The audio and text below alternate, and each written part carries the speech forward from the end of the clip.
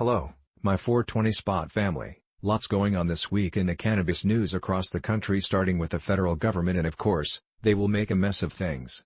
So here we go for Tuesday, March 29, 2022. President Joe Biden's new budget again proposes to continue a rider blocking Washington, D.C., from legalizing recreational marijuana sales. It does also include a separate long-standing provision to protect state medical cannabis laws from federal interference, however, and additionally proposes to change the names of several government bodies by removing mention of the stigmatizing term drug abuse. The House Judiciary Committee published a nearly 500-page report on the federal marijuana legalization bill that's set to receive a floor vote this week. It previews the pro- and anti-reform arguments Democrats and Republicans are likely to make during the debate.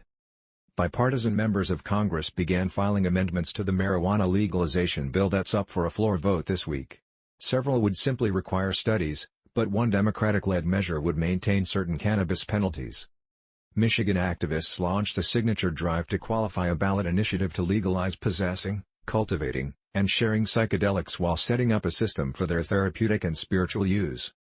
The Maryland Senate Finance Committee discussed revisions to a marijuana legalization bill to make it more in line with House-passed proposals, including by delaying setting rules for the cannabis market until after voters approve a ballot referendum. A new poll found that most New York voters oppose regulators' move to prioritize marijuana dispensary licenses for people with prior cannabis convictions in their families. The U.S. Court of Appeals for the 11th Circuit said the Board of Immigration Appeals was wrong to find that a marijuana possession conviction made a man ineligible for a form of deportation protection. Representative Earl Blumenauer, DR, said the margin of passage for a federal marijuana legalization bill could be tighter this week than the last time it was voted on in 2020. Representative Steve Cohen, DTN, tweeted, "Marijuana doesn't kill you. Heroin and meth do, and until you deal with the truth, the kids won't believe you at all. Absurd to criminalize marijuana like other drugs." Representative Angie Craig, DMN, tweeted, "This week the House is expected to take up a vote on the MORE Act, a bill to legalize marijuana on the federal level. Common sense regulation of cannabis products is vital to having a fair legal system and keeping legitimate businesses out of legal limbo." Missouri Democratic congressional candidate Henry Martin tweeted, "Marijuana should be legal across the United States. When I'm elected to Congress, I will propose legislation to legalize cannabis and expunge all nonviolent marijuana arrests from the records. Our current state-by-state model is unworkable and leads to prison for far too many." New York Republican congressional candidate George Santos authored an op-ed expressing concern that a federal marijuana legalization bill up for a House vote this week could preempt state criminalization laws. New Jersey Governor Phil Murphy, D., tweeted, "4 years ago, I announced major reforms to expand access to medical cannabis.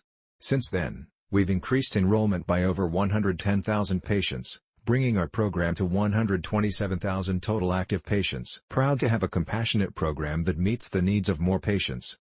New Mexico Governor Michelle Lujan Grisham, D., tweeted, "New Mexico. This Friday we make history for our state with the legalization of recreational cannabis.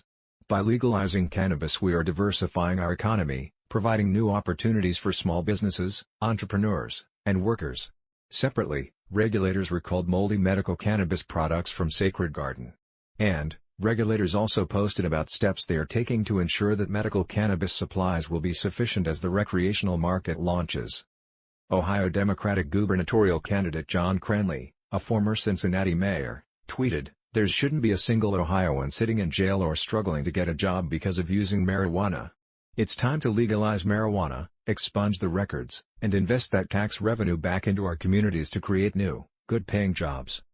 Alabama Republican gubernatorial candidate Tim James criticized state officials for pushing to establish a drug cartel to sell medical cannabis.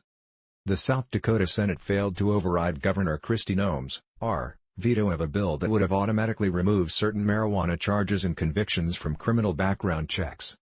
The Georgia Senate approved a bill to clarify that documents maintained by medical cannabis regulators are subject to open records laws and to require that business license applications be reevaluated.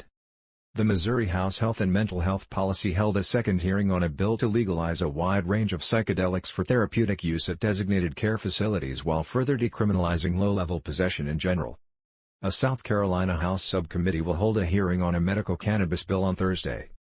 An Illinois representative is in the early stages of drafting a bill to decriminalize psychedelics and create a framework for therapeutic psilocybin access. A Louisiana senator filed a bill to allow people to apply for resentencing of past marijuana convictions. An Oklahoma senator authored an op-ed about medical cannabis reform legislation. A Tennessee representative expressed disappointment about the failure of legislation to put marijuana questions on the ballot. Nevada regulators proposed revised hemp product rules. Montana regulators repealed rules on failed marijuana laboratory test samples. Vermont regulators published guidance for marijuana social equity license applicants. Washington state regulators sent a newsletter addressing several marijuana issues. Thank you for watching the news today by my420spot.com. Have a fantastic day.